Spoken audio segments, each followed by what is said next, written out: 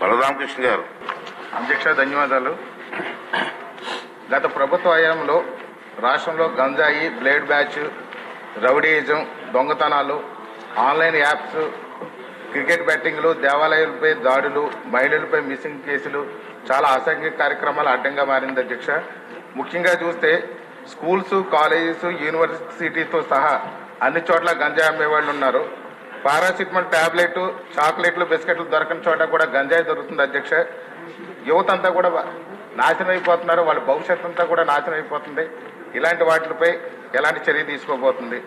అదేవిధంగా చూస్తే blade batch, rowdyism గత ప్రభుత్వ హయాంలో రాజానగరం నియోజకవర్గంలో బ్లేడ్ బ్యాచ్ అడ్డాగా చేసుకుని భూ కబ్జాలు, స్థల కబ్జాలు, రౌడీయిజం చేస్తూ ప్రజలను భయభ్రాంతులు చేయడం కూడా గురి జరిగింది. అదేవిధంగా మన ఉప ముఖ్యమంత్రి వర్యులు శ్రీ పవన్ కళ్యాణ్ గారు అక్కడ ఎన్నికల్లో ప్రచారంలో భాగంగా కోరుకొండ వచ్చినప్పుడు అక్కడికి మీటింగ్కి వచ్చిన వాళ్ళని 400 మంది బ్లేడ్ బ్యాచ్, ఈ గంజాయి టీం అందరూ కలిసి అక్కడికి వచ్చినటువంటి వాళ్ళందరినీ కూడా భయభ్రాంతులు కూడా చేయడం జరిగింది. ఇంత దారుణమైన పరిస్థితులు ఉన్నాయి అధ్యక్ష.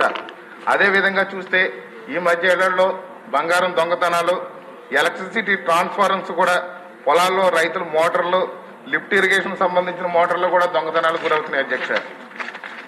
అదేవిధంగా చూస్తే ఆన్లైన్ లోన్ యాప్స్ ద్వారా యువతలను అట్రాక్ట్ చేసి వాళ్ళకి లోన్స్ ఇస్తున్నారు, భయంకరమైన వడ్డీలతో వేధిస్తున్నారు. కొంతమంది అయితే డబ్బులు కట్టలేక ఆ వేధింపులకు గురయ్యి ఆత్మహత్యలు కూడా పాల్పడుతున్నటువంటి పరిస్థితులు ఉన్నాయి అధ్యక్ష. అదేవిధంగా చూస్తే క్రికెట్ బెట్టింగ్లు పెచ్చిమీరిపోయి ఈ క్రికెట్ బెట్టింగ్ల వల్ల యువత అంతా నాశనం అయిపోతున్నారు. తల్లిదండ్రులందరూ కూడా భయాందోళనకు గురవుతున్నారు అధ్యక్ష.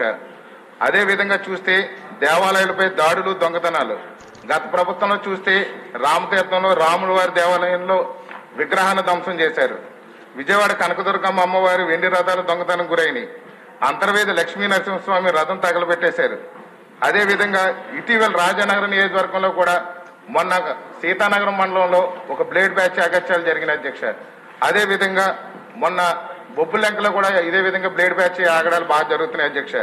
రీసెంట్ గా చూస్తే కోరుకొండ లక్ష్మీ నరసింహస్వామి దేవస్థానంలో కూడా ఉండీలు పగలగొట్టి దోచుకెళ్లిపోయారు అధ్యక్ష.